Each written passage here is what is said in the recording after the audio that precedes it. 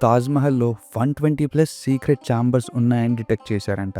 And ఈ chambers అన్నీ కూడా పెద్ద పెద్ద మెటల్ లాక్స్‌తో సీల్ చేయబడి ఉన్నాయంట. వీటిని ఇప్పటివరకు ఎవ్వరూ ఓపెన్ చేయలేకపోయారు. ఈ రూమ్స్‌లోకి వెంటిలేషన్ వెళ్ళేలా ఓపెనింగ్స్ ఏమీ లేవు. కానీ ఈ వేక్యూమ్ చేంబర్స్ కావు అండ్ అక్కడ ఎయిర్ మూవ్‌మెంట్ ఉంది అని డిటెక్ట్ చేశారంట. అసలు ఈ ఛాంబర్స్‌లో ఏముంది? ఈ రూమ్స్ ఎందుకు సీక్రెట్‌గా ఉంచాల్సొచ్చింది?